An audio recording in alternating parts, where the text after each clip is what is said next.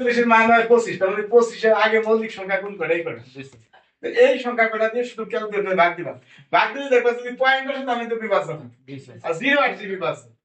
ভাগ দিলে যদি জিরো কত বিভাজন, এই সব কটা দিয়ে ভাগ করলে একটা জিরো পাবা না, তার মানে বিভাজন নয়। অতএব এত একটি মৌলিক সংখ্যা।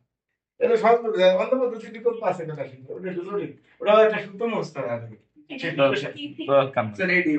আচ্ছা, এত গেলে অংশটুকু মৌলিক সংখ্যা। দ্বিতীয় একটা অংশ আছে, ওই যে প্রথম টুকু আগে যতটা করছে ওইটাই তো স্যার। এত সংখ্যাটি 641 দ্বারা বিভাজ্য, এটা দ্বিতীয় অংশ। তাহলে আমরা দ্বিতীয় অংশ দেখি, এটা উপরে ভাগ করে দেখাই।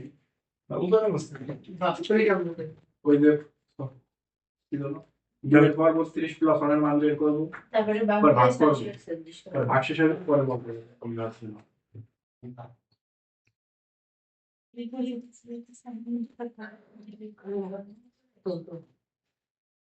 এখন দুইটার মধ্যে সবাই চলে আসবে, তাহলে একটু বন্ধ করতে পারবে।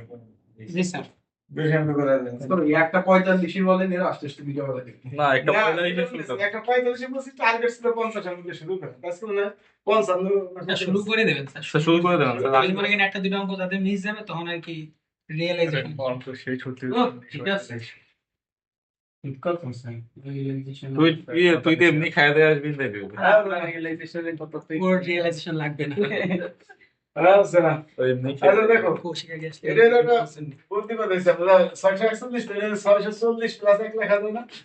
এই এক কেন পাবে, আমাকে প্রমাণ তো আছে, এত প্লাস 1 আছে না, এই এত প্লাস 1 দেখছো, এই জন্য এক কমাই এরকম দেখছেন 640 এই যে এখানে ভাঙাইছি, ভাঙাইলে কত হয়েছে 2 2 হয়েছে তো 1 2 3 4 5 6 7, 2 + 7 * 5 বসে 5 আছে, ভাঙাই দিছে এটা তো বসছো, তাহলে এটা এবারে এরকম দেখা যায় না। জি স্যার। আচ্ছা তার মানে কি, তো এটা এটুকু মানি তো এটা, আর 641 দিয়ে 641 দিয়ে কোথায়, ও না না এটা সমান। মডটা দিলে শুনতে হবে না, এটা লেখা যায় তো, মড দিয়ে যাবে কেন, তবে আমরা হেল্প করতে যাই না।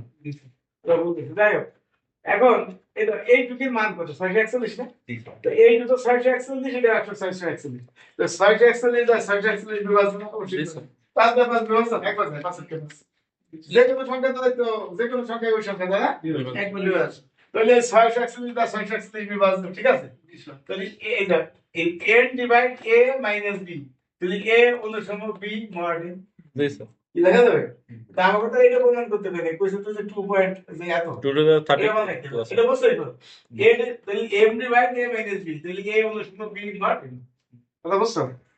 এখন তো এটা বল করতেছি, এটা বল করতেছি, এটা তুমি করছো, এটা বল করতে 2 + 7 দিয়ে 7 2 + 7 দাও 5 + 7 পজিশন, এখন আবার বল করতেছি, আবার বল করলে হবে 28 এর 25 60 25, এখন এই 625 আমরা ভাগ করছে না এই 641 ভাগ 625 একবার দিলাম, কত হবে 641, তাহলে বিয়োগ করতে হবে না, জি স্যার বিয়োগ করলে নিচে কত বল, ওই 5 আছে কত 11 হবে, কত হইলো 6 হাতে 1 2 আছে কত 3 3 আছে 6 1 হইলো আর কত এর জি স্যার -16 হয়, এই যে -16 দেখছি, কথা বুঝতে পারছি, এটা দিয়ে আবার ভাগ করব, ওই যে আগে ভাগ করতে নিয়ম আছে, ভাগ করছি, ভাগ করে বেশি মাইনাস, এখন এই মাইনাস দ্বারা ওই পাশে গুণ করছে, দুই পাশে প্লাস এই পাশে যে মাইনাস মাইনাস দ্বারা গুণ করছে, জি স্যার।